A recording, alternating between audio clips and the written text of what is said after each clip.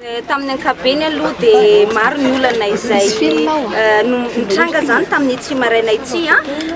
efa hita n'ireo ekipa tiako aloha ny manamarika fa izahay tato anatin'ny fikambanana Freedom dia azo lazaina fa anisany mba organisé indrindra angamba na nilamina indrindra tao anatin'ny fametrahana andreo délégué de vote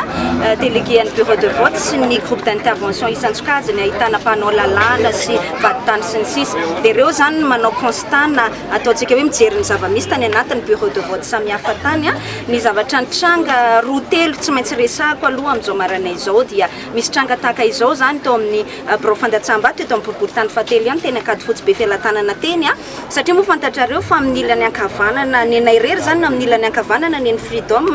dia misy mamety toromarika zany ao anatin'ny bureau fandatsambato hoe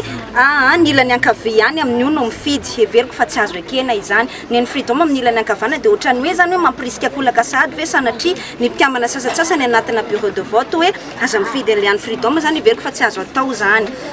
zay aloha ny anisan'ny tsikaritra zany fa tia anankiray ty zava-dehibe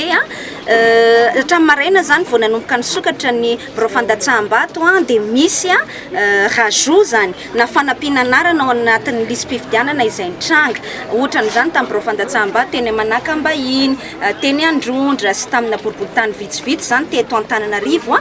dia manaiky zany le chef fokontany hoe ampidirana anarana olona ao anatin'ny lista olona tsy voasoratra zany fa hoe mitondra kara-pifidianana satria hono efa nifidy tany aloha tsy azo atao moa zay raha ny lalàna dia gaga zany izahay nanontany andreo chef fokontany ireo dia nanambara ny chef fokontany hoe baiko avy amin'ny senita izany hoe ohatra nisy karazana contre ordre zany avy amin'ny senita ny teny hoe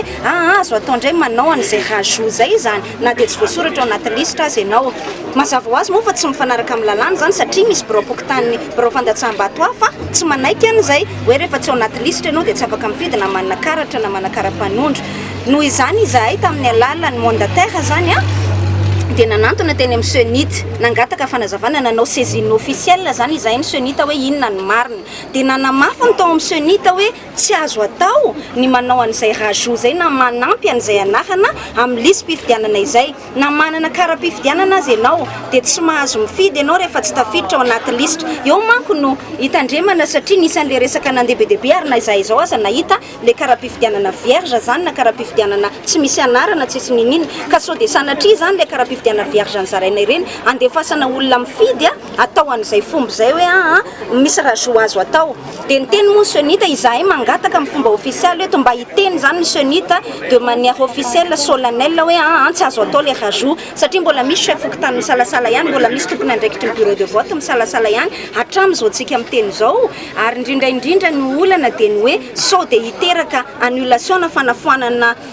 ny fifidianana mihitsy ao anatin'le bureau de vote sasantsasany zay heveriko fa tsy azo ekeny ka mba manentana zany tompony andraikitry amin'ny senita mba hicommuniquer satria misy miteny le chef fokontany sasany hoe chef de district nami an'izay baiko zay rehefa nanontany ihany koa zay dia hoe tsy tokony hisy idiran'ny chef de district izany ka zany endrika ohatrany hoe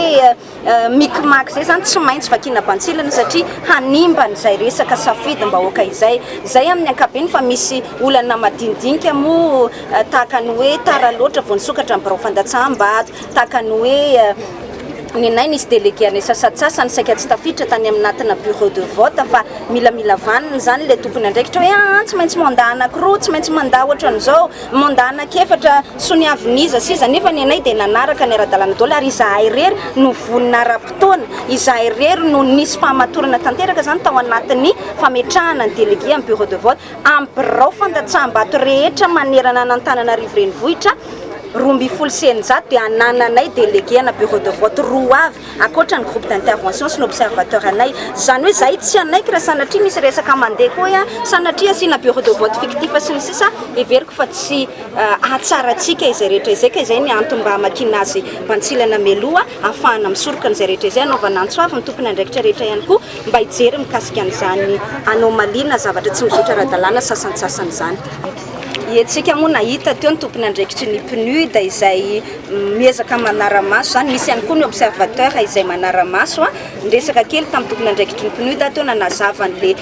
pitsopitsony izay anomaly vitsivitsy hita izay zahay manatena sy matokony fahendreny ny fitondram-panjakana hoe tokony aneho ny safidy ny araka ny tokony ho izy ny olona tsy tokony isy fiezahana nodikotina n'izay safidy mbahoaka izay zay no ilaminantsika zay no azahoantsika fitonina zay no azahoantsika apaisement stabilité zay dradradradrainy ny fitondram-panjakana foana ihany koa tombotsoany rehetra izay tsy tombotsoany izaniza mihitsy ny mety isina ataontsika hoe savorivory manodidina ny fifidianana ka everiko fa tokony apetraka amin'ny fahendren'ny fitondram-panjakana mikasika an'izay